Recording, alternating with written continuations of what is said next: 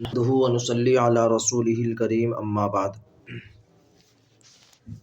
हमने कल के सबक के अंदर शेयर मार्केट की बुनियादी इस्तिलाहात पढ़ी, बुनियादी तारीफ़ पढ़ी, लुग़वी और इस्तिलाही माना। इसी तरीके से जो है मार्केट की यानी कि primary market, secondary market, share market की हिस्ट्री पढ़ी। आज के सबक में हम पढ़ेंगे कि हम पैसा कहाँ कहाँ डाल सकते हैं, ठीक है ना। यानी हम पैसा शेयर मार्केट में कितनी जगहों पर कहाँ कहाँ हम पैसा लगा सकते हैं। जब हमने शेयर मार्केट के बारे में पढ़ लिया, हमें मालूम हो गया कि प्राइमरी मार्केट के अंदर हमारी ख़रीद फरोख्त होगी, तो शेयर मार्केट के अंदर हम पैसा कहाँ कहाँ लगा सकते हैं। और मार्केट की इस्तिलाह में कहते हैं पैसा कहीं लगाने को इन्वेस्ट करना। क्या करना? इन्वेस्ट करना, ठीक है। तो हम कहाँ कहाँ पैसा डाल सकते हैं, उसको क्या बोलते हैं? उसको बोलते हैं इन्वेस्ट करना। सबसे पहला तरीका जो है वह है future and option. Future and option, future में और ऑप्शन में बिल्कुल एक सा काम होता है, एक सा काम होता है, इसलिए इन दोनों को एक साथ बयान कर दिया जाता है। फ्यूचर के माने आते हैं मुस्तकबिल के, यानी आने वाले वक्त में, ठीक है। और ऑप्शन के माने क्या होते हैं? इख्तियार के होते हैं। तो हम पैसा कहाँ लगा सकते हैं? हम सबसे पहला तरीका जो है हम पैसा लगाते हैं फ्यूचर एंड ऑप्शन के अंदर। हम पैसा लगा सकते हैं अपना। कहाँ लगा सकते हैं? फ्यूचर एंड ऑप्शन के अंदर हम पैसा लगा सकते हैं। फ्यूचर एंड ऑप्शन में क्या होता है? इसके अंदर ये होता है कि इसके अंदर मुस्तकबिल की बे होती है। क्या होती है? मुस्तकबिल की बे। यानी जैसे मिसाल के तौर पे अब आप इस तरीके से समझिएगा इसे, जैसे गेहूं का ज़माना चल रहा। क्या चल रहा है? जैसे अब कोई ज़माना चल रहा है और ये कह रहा है कि भाई ये 5 किलो गेहूं जो है मैं 50 रुपये के भाव में ले रहा हूँ। कितने? 50 रुपये के रेट से मैं 5 किलो गेहूं लेने के लिए तैयार हूँ, लेकिन लूँगा कब? लूँगा मैं अब से 4 महीने के बाद। कब? 4 महीने के बाद में मैं इनको 4 महीने के बाद इनको लूँगा। समझ गए? तो देखो, लेगा कब? 5 किलो गेहूं के रेट तो लगा रहा आज, यानी कि 50 रुपये किलो में जो आज के रेट है, इनको इसी रेट पे कब लूँगा? 4 महीने के बाद में लूँगा, ठीक है। तो ये क्या हो रही? इसके अंदर मुस्तकबिल की ख़रीद व फरोख्त हो रही, यानी इसके अंदर वादे बे है। दूसरी मिसाल इसकी समझिएगा, जैसे मिसाल के तौर पे ये रास्ता जा रहा है यहाँ, ठीक है। अब हुकूमत की तरफ से ये ऐलान हुआ कि भाई यहाँ जो है एक हाईवे निकलने वाला है, 4 लाइन हाईवे निकलने वाला है, और इधर जो है एक खेत वाले की ज़मीन है। ये क्या है? खेत वाले की ज़मीन है। अब इसके रेट जो है रोड निकलने से पहले, यानी इस रोड से पहले इसके रेट कितने हैं? इसके रेट मिसाल के तौर पे 5 रुपये हैं। कितने? इसके रेट 5 रुपये हैं, ठीक है। अगर ये रोड निकल जाएगा तो जाहिर सी बात है इसकी कीमत क्या हो जाएगी? बढ़ जाएगी। बढ़ेगी नहीं बढ़ेगी? तो अब कोई आदमी क्या कर रहा है? ये कह रहा है कि भाई मैं इस ज़मीन को 5 बे जो ज़मीन है आपकी, मैं इसे 5 रुपये के रेट से ले रहा हूँ। 5 रुपये के रेट से अभी ले रहा हूँ, लेकिन 5 रुपये में से मैं 2 रुपये अदा कर रहा हूँ। कितने? 2 रुपये अदा कर रहा हूँ। इस ज़मीन को लूँगा मैं 5 महीने के बाद। कब लूँगा? 5 महीने के बाद इस ज़मीन को मैं लूँगा, ठीक है। अब उसने 2 रुपये अदा कर दिए। अगर 5 महीने के अंदर यहाँ ये रोड निकल गया तो लिहाजा इस ज़मीन को वो ले लेगा, ठीक है। और उससे क्या हो जाएगा? बहुत ज़्यादा फ़ायदा हो जाएगा। रोड निकलते ही ज़मीन के रेट बढ़ जाएंगे। और अगर रोड नहीं निकलेगा, रोड कैंसिल हो गया किसी तरीके से, तो लिहाजा इसके सिर्फ कितने? 2 रुपये मरे। कितने मरे इसके? 2 रुपये इससे चले गए। ये कहता है कि भाई मैं जो है 4 महीने के बाद इस ज़मीन को लूँगा 5 रुपये के रेट से, ठीक है। अगर मैंने 4 महीने में ये ज़मीन नहीं ली तो ये 2 रुपये भी आप ही के हैं। 2 रुपये भी आप ही के हैं। तो यहाँ देखिएगा ये क्या हो रहा है? यहाँ बे की जा रही है मुस्तकबिल में। क्या हो रही है? यहाँ आने वाले वक्त के लिए बे की जा रही है, यानी वादे बे है। यहाँ क्या हो रहा है? यहाँ वादे बे है। समझ गए ना? तो इससे क्या है, आप बता दूं, फ्यूचर एंड ऑप्शन के अंदर पैसा लगाना जायज़ और दुरुस्त नहीं है। फ्यूचर एंड ऑप्शन में पैसा लगाना जायज़ और दुरुस्त नहीं है। क्यों? इसलिए कि इसके अंदर एक तो वादे बे हो रही। क्या हो रही? वादे बे, यानी यहाँ मबी यानी कि जो ज़मीन है वो भी उधार है, और इसी तरीके से जो 5 रुपये समन थे वो भी पूरे नहीं आ रहे, बल्कि कितने दिए? उसमें से 2 दिए, तो ये भी उधार हो गया, और ये ज़मीन जो थी ये भी उधार हो गई, और उधार की उधार से बेजायज़ नहीं है, ठीक है। समझ गए? तो इसे क्या बोलते हैं? इसे बोलते हैं बेकाली बिलकाली, यानी सामान भी उधार और मबी भी उधार। समझ गए? तो इसकी सबसे बड़ी वजह तो ये है। और भी बहुत सारी वजूहात है। दूसरी वजह इसकी यह है कि भाई मिसाल के तौर पे हमने 10 तारीख में क्या कर दी? रेट हमने तय कर दिए। फ्यूचर एंड ऑप्शन में क्या करा? 10 तारीख में पैसा लगा दिया। तो अब क्या होगा? हमारा कब्ज़ा तो होगा कब? 25 तारीख में। कब होगा कब्ज़ा? 25 तारीख में होगा। 25 तारीख से पहले पहले ना मालूम कितने लोग इसकी ख़रीदो फ़रोख्त कर लेंगे। क्या कर लेंगे? कितने लोग इसकी ख़रीदो फ़रोख्त कर लेंगे। और जब यहाँ माल मौजूद ही नहीं है तो एक कागज़ की ख़रीदो फ़रोख्त होगी। किसकी? एक कागज़ की ख़रीदो फ़रोख्त की जाएगी, सिर्फ कागज़ की, और ये जायज़ और दुरुस्त नहीं है। समझ गए? तो फ्यूचर के माने मुस्तक़बिल के माने आपको बता दिया, यानी आने वाले वक्त में काम करना। ऑप्शन के माने इख्तियार के होते हैं। ठीक है, तो फ्यूचर एंड ऑप्शन का मतलब क्या? यानी आने वाले वक्त में, आने वाले ज़माने के लिए क्या करना? बे करना आज ही के रेट में, आज ही के रेट में। जैसे मिसाल के तौर पे गेहूं के रेट में, जब गेहूं होते हैं खेतों में तो क्या गेहूं मंद हो जाते हैं, जैसे 20 रुपये किलो। ठीक है, अब जाहिर सी बात है 4 महीने के बाद भी 20 वाले कितने हो जाएंगे? 40 हो जाएंगे। तो ये क्या कह रहा कि भाई मैं 20 के रेट ही से कब लूँगा? जब 40 का रेट हो जाएगा तब लूँगा, जब 40 का रेट हो जाएगा तब लूँगा। ठीक है ना, आज ही के भाव से मैं 4 महीने के बाद 10 महीने के बाद इस चीज़ को लूँगा। तो ये क्या है? यह है वादे में। तो फ्यूचर एंड ऑप्शन के अंदर हम क्या कर सकते हैं? पैसा लगा सकते हैं, लेकिन मैंने आपको बता दिया इसके अंदर पैसा लगाना जायज़ और दुरुस्त नहीं है। सबसे बड़ी वजह क्या कि इसके अंदर बेकाली बिलकाली हो रही है। दूसरी, इसके अंदर मार्जिन भी मिलता है। क्या मिलता है? सूद भी मिलता है। क्या मिलता है इसके अंदर? सूद भी मिलता है ब्रोकर की तरफ से। ठीक है, सूद भी लिया जाता है। तो इसलिए भी क्या है, जाहिर सी बात है हमें कोई ज़्यादा सख्त ज़रूरत नहीं है, कोई ज़्यादा सख्त ज़रूरत नहीं है कि हम क्या करें? शेयर ख़रीदें। ज़्यादा सख्त ज़रूरत नहीं है। तो इसलिए इसके अंदर जब सूद मिलता है तो सूद पर हम पैसा लेकर के कारोबार करेंगे, जायज़ और दुरुस्त नहीं होगा। मैं आपके सामने एक दूसरा लगाता हूँ फोटो सा। दूसरा जो है जहां हम पैसा लगा सकते हैं वह है म्यूचुअल फंड। क्या है? Mutual fund. म्यूचुअल फंड क्या होता है? म्यूचुअल फंड ये होता है कि बहुत सारी कंपनी होती हैं, बहुत सारी, जैसे मिसाल के तौर पर टाटा होगी, जैसे टाटा होगी। ठीक है, इसी तरीके से अंबर होगी। ठीक, इसी तरीके से जो है सिप्ला होगी, सिप्ला होगी। ठीक, और भी बहुत सारी कंपनियों को मिला करके बहुत सारी कंपनी के शेयर को एक जगह जमा कर लिया जाता है और उनमें लोगों का पैसा लगाया जाता है, उनमें लोगों का पैसा लगाया जाता है। क्या होता है? म्यूचुअल फंड होता है। क्या होता है? म्यूचुअल फंड होता है। समझ गए ना? तो म्यूचुअल फंड के अंदर क्या होता है? म्यूचुअल फंड किसे कहते हैं? म्यूचुअल फंड कहते हैं बहुत सारी कंपनी के शेयरों को, बहुत सारी कंपनी का मजमुआ होता है जिसमें लोगों का पैसा लगाया जाता है। एक कंपनी बढ़ती है, एक के अंदर घटता है, इस तरीके से काम चलता है। तो मैं आपको बता दूं, म्यूचुअल फंड हिंदुस्तान के अंदर अक्सर व बेशतर सारे क्या है? हराम है। क्या है? म्यूचुअल फंड में हम पैसा नहीं लगा सकते। क्यों? इसलिए कि जो पैसा लगाने वाले हैं, जो म्यूचुअल फंड में हमारा पैसा लगाएंगे, वो क्या नहीं करते? वो शरई एतबार से ये नहीं देखेंगे कि भाई इस कंपनी का कारोबार क्या है, टाटा का हलाल है या हराम है। ठीक, चाहे उन्हें तो सिर्फ प्रॉफिट से मतलब है, उन्हें क्या है?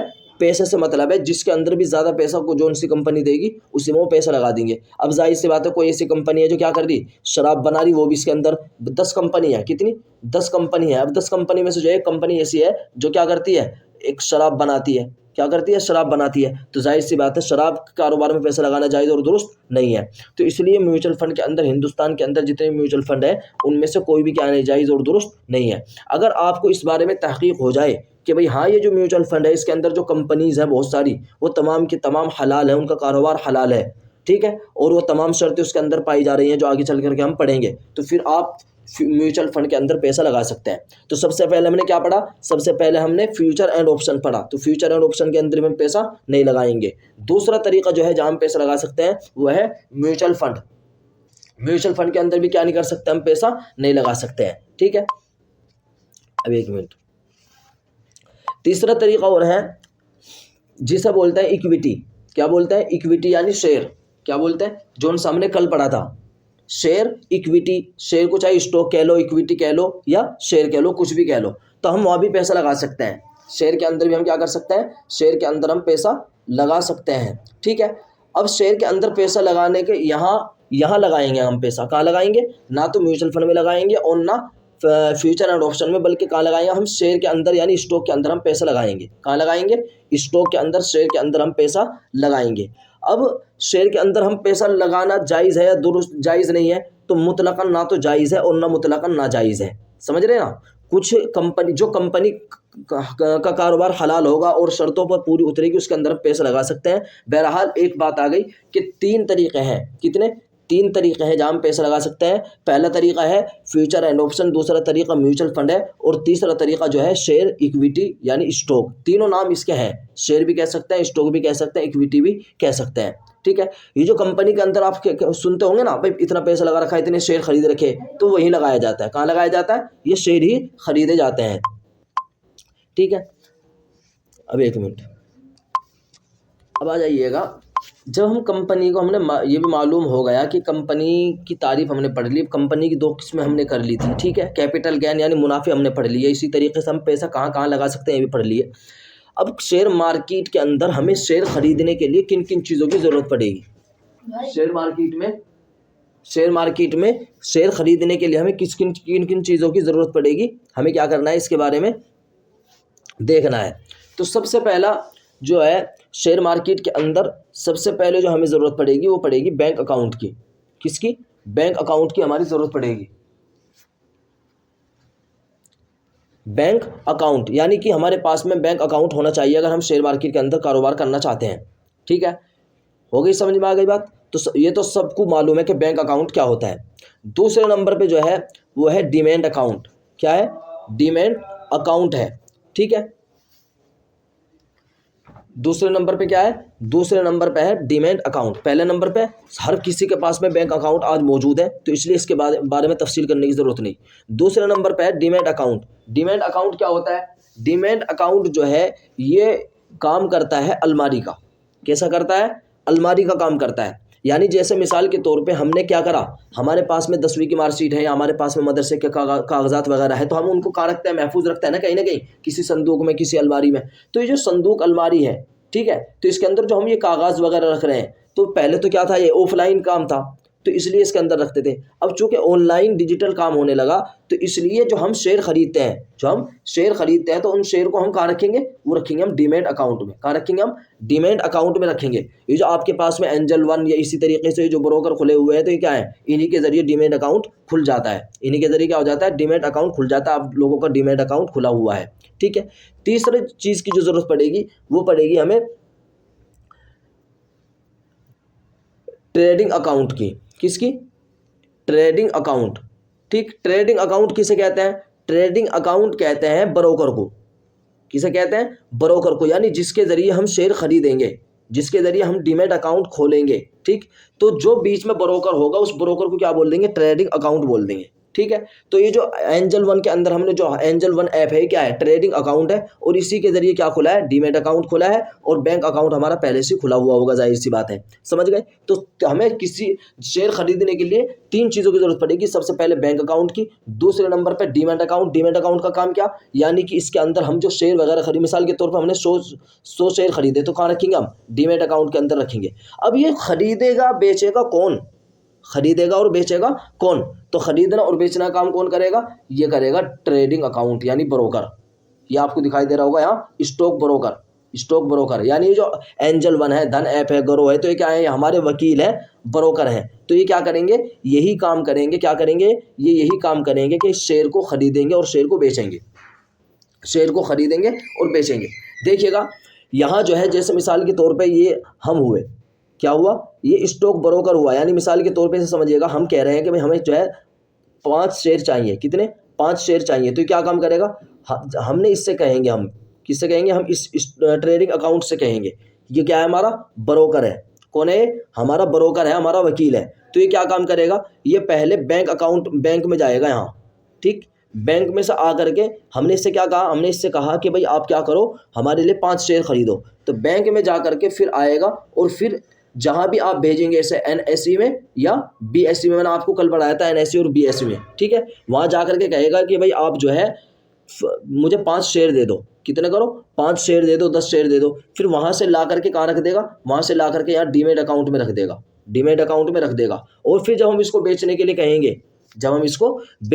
कहेंगे, तो लिहाजा ये यहाँ से लेगा और ले करके फिर जाएगा, और यहाँ एनएसई को या बीएसई को जहाँ भी हमें बेचना होगा वहाँ बेच करके हमारे पैसे ला करके बैंक अकाउंट में रख देगा। हमारे पैसे ला करके बैंक अकाउंट में रख देगा। समझ गए?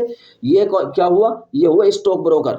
स्टॉक ब्रोकर, ठीक है। इसे आप इस तरीके से समझ लीजिएगा, जैसे मिसाल के तौर पे हम बहुत सारे लोग हैं, ठीक है। तो हम कह रहे हैं कि भाई आप क्या करो, हमारे लिए शेयर खरीदो। तो शेयर खरीदने के लिए कहाँ जाएगा? ये पहले बैंक में जाएगा, पैसे लेगा, ठीक। बैंक में से पैसे लेकर फिर एनएसई के पास में या बीएसई के पास में जाएगा। फिर उसके बाद में आकर के डीमैट अकाउंट में इन शेयरों को रख देगा। फिर जब हम इसे बेचने के लिए कहेंगे, तो बेचने के लिए एनएसई में या बीएसई में जाएगा, फिर आकर के पैसे रख देगा या बैंक अकाउंट में। बैंक अकाउंट में पैसे रख देगा। समझ गए? तो शेयर खरीदने के लिए हमें कितनी चीज़ों की ज़रूरत पड़ेगी? हमें 3 चीज़ों की ज़रूरत पड़ेगी। अब ये जो हमारा डीमैट अकाउंट खुलेगा, हमारा जो डीमैट, भाई स्टॉक ब्रोकर तो ये तो क्या है, एक वकील है, एक ऐप है, ठीक है, ये तो हमारे सामने आ जाएगा। लेकिन इसके ज़रिए जो हम डीमैट अकाउंट खोलेंगे, तो डीमैट अकाउंट खोलने के लिए हमें किन किन चीज़ों की ज़रूरत पड़ेगी? ठीक है, तो सबसे पहले बैंक अकाउंट हमारा खुला हुआ होना चाहिए, तो बात बिल्कुल वाज़ेह और साफ़ है। दूसरे नंबर पर हमें डीमैट अकाउंट खोलने के लिए हमें 2 चीज़ की ज़रूरत पड़ेगी, एक तो पैन कार्ड की और एक आधार कार्ड की। ठीक है, CDSL से मुराद कौन है? इससे मुराद है पैन कार्ड और इससे मुराद है क्या? आधार कार्ड। ठीक है, तो इन 2 चीज़ों की ज़रूरत पड़ेगी। इन 2 चीज़ों की क्यों ज़रूरत पड़ेगी भाई? ये तो क्या हुआ, हमारा जो शेयर थे, 5 शेयर कहाँ रखे हुए? यहाँ रखे हुए हैं डीमैट अकाउंट पे। ठीक है, ये हमारा स्टॉक ब्रोकर यानी कि हमारा वकील है। हमने इससे कहा कि भाई हमारे शेयर बेच दे। ठीक है, तो बेचने के लिए कहाँ आया? बेचने के लिए यहाँ आएगा डीमैट अकाउंट के पास में और कहेगा कि भाई मौलाना इस्माइल साहब या मौलाना साहिल साहब या मुफ्ती आस मोहम्मद साहब, जिसके भी होंगे, कि भाई फला आदमी के जो शेयर आपके पास में रखे हुए हैं 5 शेयर, वो मुझे दे दो। उन्होंने मुझे हुक्म दिया है इस चीज़ का कि मैं जा करके उन शेयरों को क्या कर दूँ? बेच दूँ।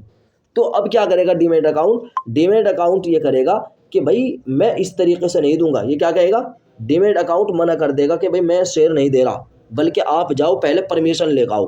क्या करो? पहले मालिक की परमिशन लाओ, उसने इजाज़त लेगा, इजाज़तनामा क्या, हाँ उसने इजाज़त दी है नहीं दी है। तो ये क्या करेगा फिर? स्टॉक ब्रोकर यानी ये दलाल हमारे पास में पैन कार्ड और आधार कार्ड के जरिए हमारे पास में क्या आएगा? OTP आएगा, एक OTP आएगा। जब भी हम शेयर खरीदेंगे, जब भी हम शेयर क्या करेंगे? बेचेंगे, तो हमारे पास में क्या आएगा? एक OTP आएगा। अगर हम उस OTP को इसे दे देंगे तो लिहाजा ये बेच देगा, वरना फिर ये बेचेगा नहीं। समझ गए ना? यानी कि हर चीज़ का इख्तियार क्या होता है? हमारा ही होता है। जो बहुत से लोग कहते हैं ना कि भाई क्या मार्केट में कब्जा होता है, नहीं होता, हमारा तो कुछ इख्तियार भी नहीं होता, बल्कि उसमें बस पैसे से पैसा कमाया जाता है। तो यहाँ देखिएगा, यहाँ आपकी इजाज़त के बगैर क्या नहीं होने का? पत्ता भी नहीं लेगा। हमने शेयर मार्केट की हम कहाँ पैसा लगा सकते हैं? इसी तरीके से मार्केट के अंदर हमें कितनी चीज़ों की ज़रूरत पड़ेगी शेयर मार्केट में काम करने के लिए? बैंक अकाउंट, ट्रेडिंग अकाउंट और इसी तरीके से क्या डीमैट अकाउंट हमने पढ़ लिया। अब इसके बाद में है कि शेयर पर जब हम शेयर खरीद लेंगे, शेयर खरीदने के बाद हमारा कब्ज़ा कब हासिल होगा शेयर पर? तो इसकी 3 सूरतें हैं। शेयर पर कब्ज़ा हासिल होने की 3 सूरतें। एक तो है T+1, टी का कानून चलता है। टी से ट्रेडिंग, यानी ट्रेड करने का दिन, जिस दिन हमने ख़रीदा है उसी दिन बेचना। ठीक है, तो मार्केट के अंदर 3 रूल चलते हैं। क्या चलता है? 3 रूल चलते हैं। पहला रूल क्या है? पहला रूल है T+2 का। कौन सा है? T+2 का पहला रूल है। यानी कि आज अगर हमने ख़रीदा है, आज कितनी तारीख है? आज है 20 तारीख। ठीक है, तो अब जो है 2 दिन के बाद में हम बेचेंगे, यानी 2 दिन में जाकर के हमारा कब्ज़ा होगा। ख़रीदने वाले दिन को छोड़ करके दूसरे 2 दिन में हम क्या होगा? हमारा कब्ज़ा होगा। ठीक है, तो ये क्या है? T+2 का मतलब समझ गए आप? टी के माने ट्रेडिंग, यानी जिस दिन हमने ख़रीदा है, और +2 यानी 2 दिन और ज़ायद लगाओ उस पर, तब जाके हमारा कब्ज़ा होगा। समझ गए? यानी कि अगर हमने आज शेयर खरीदा है तो शेयर खरीदने के 2 दिन के बाद में जाकर के हमारा कब्ज़ा होगा। तो मार्केट किस में क्या चलता है? T+2 का कानून चलता है। दूसरा है T+1 का, यानी कि आज अगर हमने ख़रीदा है 20 तारीख में, तो हम कल यानी 21 तारीख में क्या कर सकते हैं? बेच सकते हैं। बेच सकते हैं, यानी कि हमारा इस पर कब्ज़ा का हो जाएगा 21 तारीख में। ठीक है, अक्सर कंपनियों में क्या चलता है? अब पहले ये चलता था T+2 का, अब ये T+1 का भी चल रहा है। लेकिन जो मुफस्सिरीन और जो उलमा हज़रात हैं वो कहते हैं कि T+2 पर अमल करना चाहिए। यानी कि 2 दिन के बाद ही बेचे, उससे पहले अगर बेचेगा तो जायज़ और दुरुस्त नहीं होगा, इसलिए कि कब्ज़ा नहीं होगा, और कब्ज़े से पहले कोई चीज़ बेचना जायज़ और दुरुस्त नहीं है। ठीक, एक है टी का, यानी उसी दिन ख़रीदना उसी दिन बेचना। ये बहुत कम है। क्या है? ये बहुत कम है। ये 2 ज़्यादातर अभी ये वाला चल रहा है T+1 का, और अक्सर व बेशतर जो तक़वा इख्तियार करते हो, जो ज़्यादा एहतियात करना चाहते हो, तो क्या करें? T+2 का कानून लागू होगा उस पर। क्या होगा? T+2 का। समझ गए? T+2 का। तो मार्केट के अंदर शेयर पर कब्ज़ा कब हासिल होगा? इंडिया की मार्केट में तो सबसे पहला रूल है T+2 का, यानी कि जिस दिन हमने ख़रीदा है उसके 2 दिन के बाद में हमारा कब्ज़ा हासिल होगा। ठीक है, टी का मतलब ट्रेडिंग डे, यानी जिस दिन हमने ख़रीदा है और मज़ीद 2 दिन। ठीक, और एक है T+1 का, यानी जिस दिन हमने ख़रीदा है 20 तारीख में, तो 21 तारीख में क्या हो जाएगा? हमारा कब्ज़ा हो जाएगा। समझ गए? तो ये तमाम चीज़ें हमें मार्केट के अंदर पढ़नी है। आज के सबक में जो है पहले हमने क्या पढ़ा, सबसे पहले पढ़ा कि हम पैसा कहाँ कहाँ डाल सकते हैं। तो 3 जगह मैंने आपको बताई, फ्यूचर एंड ऑप्शन, और इसी तरीके से म्यूचुअल फंड बताया, और इक्विटी यानी शेयर। अब ये तमाम की तमाम चीज़ें कहाँ मिलेंगी मैं आपको दिखाता हूँ लाइव, ठीक है, 1 मिनट।